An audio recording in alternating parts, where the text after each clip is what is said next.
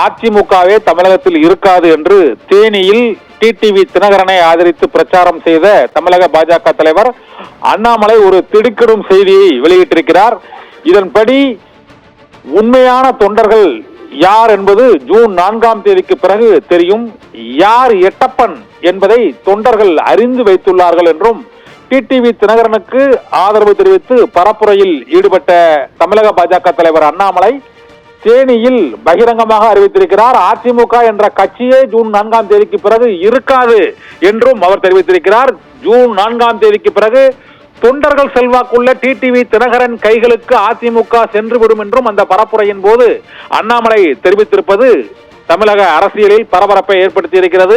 அதிமுக வட்டாரத்தில் இது இபிஎஸ் தரப்பில் கடும் கொந்தளிப்பையும் கோபத்தையும் அவர்களுக்கு ஏற்படுத்தியிருக்கிறது. தமிழகம் முழுவதும் ஒப்பந்ததாரர்களுக்கும் கான்ட்ராக்டர்களுக்குமே எம்பி சீட் கொடுத்து கட்சியையே சாரை வார்த்து விட்டார் ஒப்பந்ததாரர்களுக்கு பணத்திற்காக எடப்பாடி பழனிசாமி என்ற குற்றச்சாட்டையும் தேனியில் டிடிவி தினகரனுக்கு ஆதரவு தெரிவித்து பிரச்சாரத்தில் ஈடுபட்ட தமிழக பாஜக தலைவர் அண்ணாமலை தெரிவித்திருக்கிறார். அதிமுகவின் எதிர்காலம் தொடர்பாக தமிழக பாஜக தலைவர் அண்ணாமலை தெரிவித்திருப்பது அரசியல் ரீதியாக பெரும் சர்ச்சையை ஏற்படுத்தியிருக்கிறது. நாடாளுமன்ற தேர்தல் பிரச்சாரம் உச்சகட்டத்தை எட்டியுள்ள சூழ்நிலையில் அதிமுகவை அங்கே மகாராஷ்டிரா மாநிலத்தில் தேசியவாத காங்கிரஸை அஜித் பவார் சரத்பவார் பிரிவு என உடைத்ததை போல இதே போல சிவசேனாவை உத்தவ் தாக்கரே ஏக்நாத் சிண்டே பிரிவு என அங்கு சிவசேனாவை உடைத்தது போல தமிழகத்திலும் அதிமுகவை உடைத்து கட்சியை இல்லாமல் செய்து விடுவோம் என்ற துணியில் அங்கு அண்ணாமலை தேனியில் நடைபெற்ற அந்த பரப்புரை கூட்டத்தில் பேசி இருப்பது இப்போது தமிழகம் முழுவதும் சர்ச்சைக்குள்ளாகி இருக்கிறது. அதிமுகவினரும் அதற்கு பதிலடி கொடுத்து வருகிறார்கள். அதிமுகவில் அண்ணாமலை ஒரு அரியா பிள்ளை என்று அதிமுகவின் மூத்த தலைவர்கள் இந்த கருத்தை தெரிவித்து வருகிறார்கள்.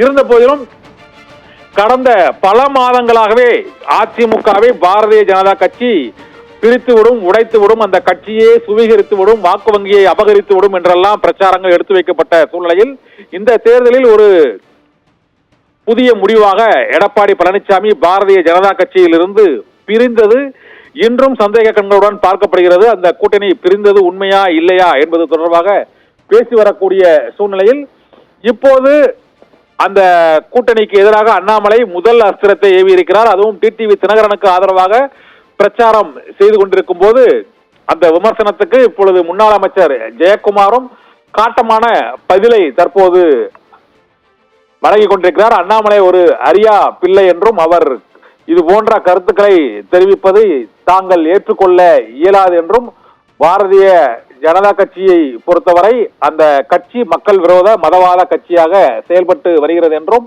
அதிமுக தலைவர்கள் அங்கு கருத்து தெரிவித்து வருகிறார்கள். இந்த சூழ்நிலையில் அதிமுகவின் முக்கிய தலைவர்கள் அண்ணாமலையின் கருத்துக்கு கடும் எதிர்ப்பை பதிவு செய்து வருகிறார்கள். மக்களவை தேர்தலுக்கு பின்னர் எடப்பாடி பழனிசாமி தலைமையிலான அதிமுக இருக்காது என்று அண்ணாமலை தெரிவித்துள்ள கருத்துக்களுக்கு அதிமுகவின் தலைவர்கள் கடும் கண்டனத்தை தற்போது பதிவு செய்து வருகிறார்கள். நாடாளுமன்ற தேர்தல் பிரச்சாரம் உச்சகட்டத்தை எட்டியுள்ள சூழ்நிலையில் இங்கு திமுகவுக்கு போட்டி அதிமுகவா பாஜகவா என்ற போட்டி கடுமையாகியுள்ள நிலையில் இப்போது அதிமுகவுக்கு எதிராக பாரதிய ஜனதா கட்சியின் தமிழக தலைவர் அண்ணாமலை கடுமையான குற்றச்சாட்டுகளையும் எச்சரிக்கையையும் எடுத்திருக்கிறார்.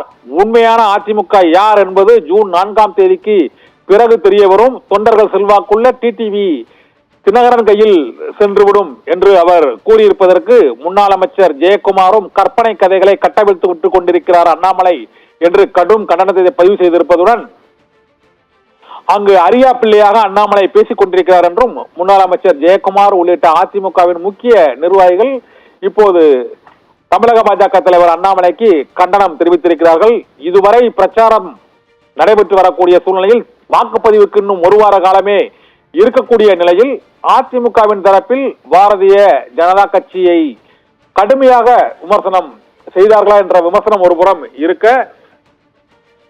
இந்த சூழ்நிலையில் பாரதிய ஜனதா கட்சி சார்பாக அதிமுகவை மிக கடுமையாக விமர்சித்து இப்போது தேனியில் பேசியிருப்பது மிகுந்த ஒரு பரபரப்பை ஏற்படுத்தி இருக்கிறது.